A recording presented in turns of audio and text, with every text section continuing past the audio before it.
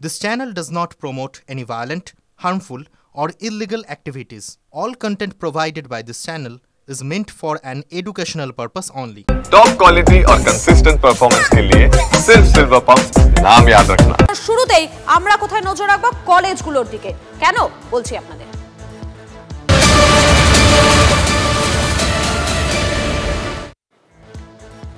বলছিলাম না কলেজগুলোর দিকে নজরে রাখবো। কেন নজর রাখবো সেই কারণটা বলতে গেলে নরসিংহ কলেজের দিকে আমাদের তাকাতেই হবে। এই নরসিংহ কলেজে যৌনাঙ্গ দেখাতে র‍্যাগিং, এবারে সেই অভিযোগকারীরাই দাদাদের হুমকির মুখে পড়ছেন। টিএমসিপি নেতা সৌভিক রায়ের বিরুদ্ধে মুখ খোলেন অনেকেই। এবারে বয়ান বদলাতে ফোনে ক্রমাগত চাপ, নির্যাতিত ছাত্রদের নির্যাতনের অভিযোগ তুলতে থ্রেট সিনিয়র দাদাদের। টিভি9 বাংলায় বিস্ফোরক অভিযোগ নির্যাতিত নরসিংহের ছাত্রদের। কলেজে কলেজে মনোজিৎ মডেলের আরো জ্বলন্ত ছবি ধরা পড়ছে।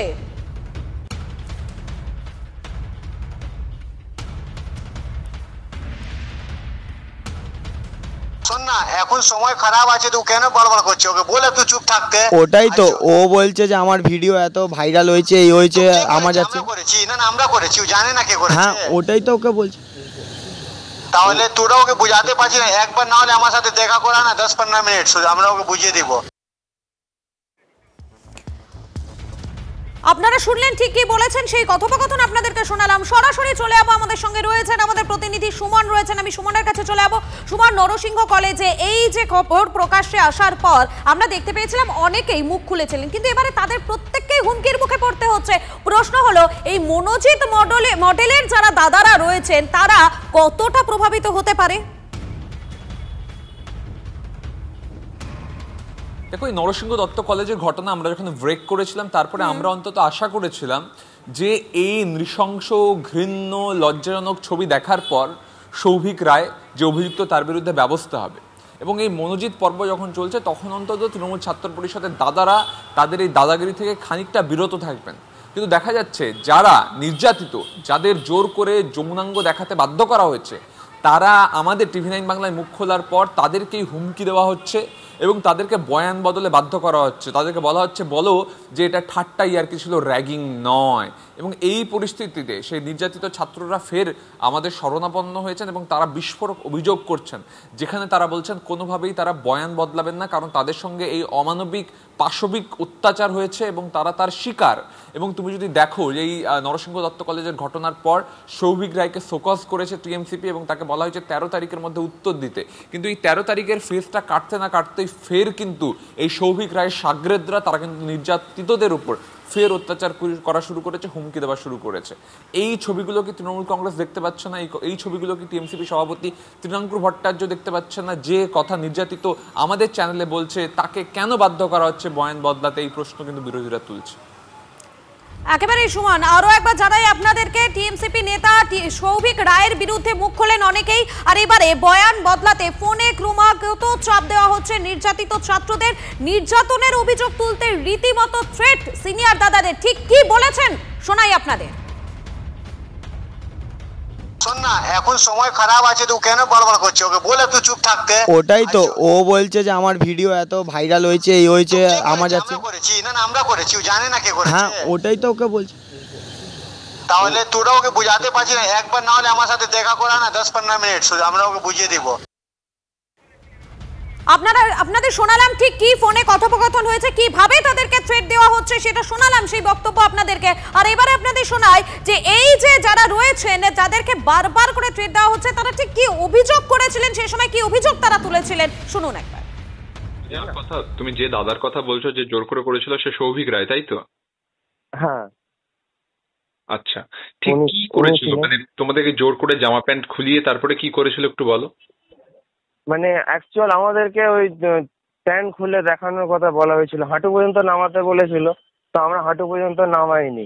আমরা অতটা এরকম করে নামা, নিজেদের একটা লজ্জার ব্যাপার না। সৌভিকটা একা ছিল না, আরো অনেকজন ছিল, ঠিক আছে? মিরাজ নামে আরেকজন ছিল, আর বাকি কজন স্টুডেন্ট ছিল। কলেজ থেকে নানা রকম করে বলা হচ্ছে এইসব কথা বলবি না, বা বলা হচ্ছে যে এইসব ইয়ার্কি ঠাট্টা হয়েছে, এইসব বলে দিতে বলছে, ঠিক আছে? এটা কিছু সিনিয়র দাদারা আছে, তারা বলছে, তাদের রেকর্ডিং আমার কাছে আছে।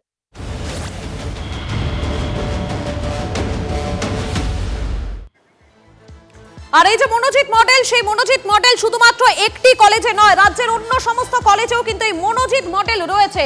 কেন বলছি? কেননা কসবা আইন কলেজে মনোজিতের নিয়োগ নিয়ে যখন ঢাকগড়ের মাঝেই চলছে, তখন এই সমস্ত কিছুর মাঝেই উঠে আসছে এমনই কিছু ছবি। উত্তর 24 পরগনার বারাসাত কলেজে সেখানেও এমন অভিযোগ উঠেছে।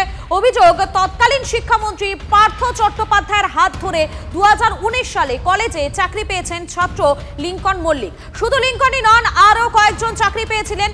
বারাসাত কলেজের এসএফআই সদস্য রাহুল নাগের অভিযোগ, এই চাকরিগুলো সম্পূর্ণ বিজ্ঞপ্তি ছাড়া হয়েছিল। আমাদের সঙ্গে সরাসরি রয়েছেন আমাদের প্রতিনিধি দীপঙ্কর দাস রয়েছেন, আমি দীপঙ্করের কাছে চলে যাবো। দীপঙ্কর, মূলত এসএফআই এর পক্ষ থেকে যে অভিযোগটা করা হচ্ছে, এই যে চাকরিগুলো হয়েছে, এই চাকরিগুলো নাকি বিজ্ঞপ্তি সম্পূর্ণ একেবারে বেআইনি ভাবে, ঠিক কি কি আর অভিযোগ রয়েছে?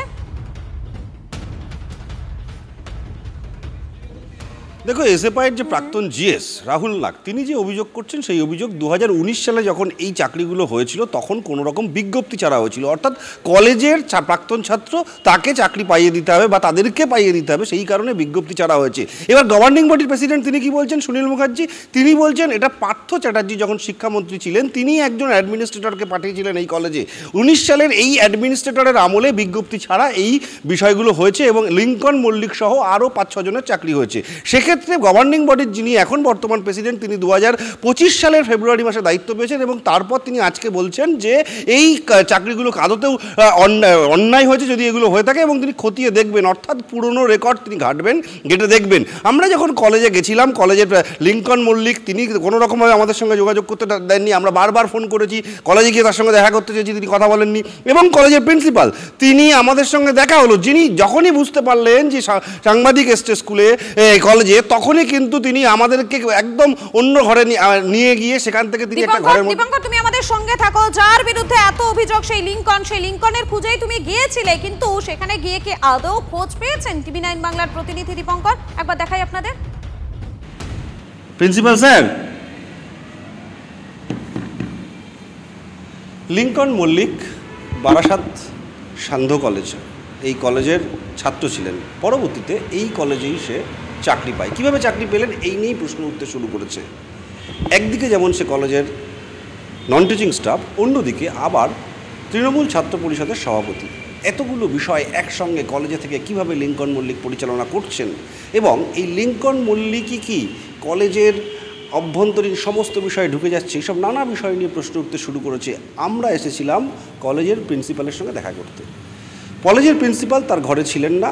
আমাদের দেখতে পেয়ে তিনি এই ঘরে, এই যে 31 নম্বর রুম, এই রবীন্দ্র ভারতী অফিসের যে ঘর, সেই ঘরে তিনি ঢুকে যান। আমরা প্রিন্সিপাল বারাসাত সান্ধ্য কলেজ, আমরা আরও একবার ফোন করছি, ফোন রিং হচ্ছে কিন্তু এই ফোন তিনি ধরছেন না।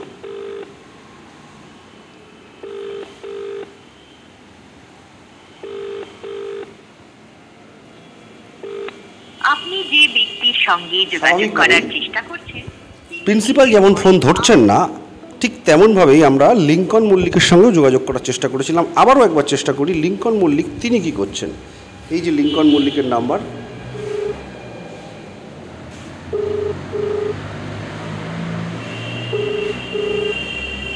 লিঙ্কন মল্লিকও কিন্তু একই রকমভাবে ফোন ধরছেন না। সব মিলিয়ে এই কলেজ লিঙ্কন মল্লিকের বিষয়ে কোনো রকম কথা বলতে রাজি নয়। TV9 বাংলার জন্য সুকান্ত মণ্ডলের সঙ্গে দীপঙ্কর দাসের রিপোর্ট, উত্তর 24 পরগনা। আপনারা দেখলেন যে লিঙ্কন মল্লিকের খোঁজে গিয়েছিলেন TV9 বাংলার প্রতিনিধি, কিন্তু তিনি খোঁজই পাননি তার। আর এসএফআই এর সদস্য রাহুল নাগ তিনি অভিযোগ করেছিলেন এই চাকরিগুলো সম্পূর্ণ বিজ্ঞপ্তি ছাড়া হয়েছিল। কিভাবে বিজ্ঞপ্তি ছাড়া একের পর এক নিয়োগ হলো, এই প্রশ্নও তুলেছেন তিনি। ঠিক কি কি প্রশ্ন তুলেছেন শোনাই আপনাদের। উনি 11-12 সাল নাগাদ পাশ করেছেন আমাদের বারাসাত কলেজ থেকেই, এবং তারপরে সেখান থেকে ছাত্র রাজনীতি করত। এবং এখন যেটা শুনছি, উনি ওখানের একজন স্টাফ, পার্মানেন্ট নন কিন্তু ক্যাজুয়াল স্টাফ। কিভাবে হলো সেটা আমাদের জানা নেই, কারণ এখনও পর্যন্ত আমাদের যতদূর জানা আছে যে এখনও পর্যন্ত কোনো রকম কোনো ওখানে নেওয়ার জন্য, স্টাফ নেওয়ার জন্য কোনো রকম কোনো বিজ্ঞপ্তি জারি হয়নি। এবং শুধুমাত্র তো এই সময় না, এর আগেও 2010 সালে 11 জনের ভ্যাকেন্সি বেরিয়েছিল আমাদের বারাসাত কলেজ থেকেই। সেই সময় 19 জনকে নেওয়া হয়েছিল। ফলে এই 8 জন কীভাবে কী নেওয়া হলো এখনও পর্যন্ত সেটা কিন্তু ধোঁয়াশার মধ্যে রয়েছে। আপনাদের শোনালাম তিনি ঠিক কি বলেছেন, তার বক্তব্য, তার অভিযোগ শোনালাম, এবং পরিচালন সমিতির চেয়ারম্যান তিনি জানাচ্ছেন লিঙ্কন মল্লিকের চাকরি কিভাবে হয়েছে তা নিয়ে আলোচনা হবে। শুনুন। ও অ্যাকচুয়াল লিঙ্কন ও ওই অস্থায়ী কর্মী, মানে আমাদের কলেজের অস্থায়ী কর্মী, এবং ও 19 সালে ওকে অস্থায়ী কর্মী হিসেবে নিয়োগ করা হয়। এটা হয়েছে আগে হয়েছে, সেই সময় আমাদের তৎকালীন শিক্ষামন্ত্রী পার্থবাবু তিনি একজন অ্যাডমিনিস্ট্রেটর পাঠিয়েছিলেন, এক মহিলা অ্যাডমিনিস্ট্রেটর পাঠিয়েছিলেন। তার সময়ে ওদের ওই অস্থায়ী পদে ওদের নিয়োগ হয়েছিল। আর এই যে কলেজে কলেজে মনোজিৎ, সেই মনোজিতের ছবিটা কিন্তু আরো একবার স্পষ্ট হয়ে যাচ্ছে। আমরা একের পর এক বিষয় নিয়ে কথা বলতে চাই কলেজের প্রিন্সিপাল পার্থপ্রতিম দাশগুপ্তর সঙ্গে, যদিও তিনি আমাদের সঙ্গে কথাই বলতে চাইলেন না, এমনকি ঘরের দরজাও তিনি খোলেননি।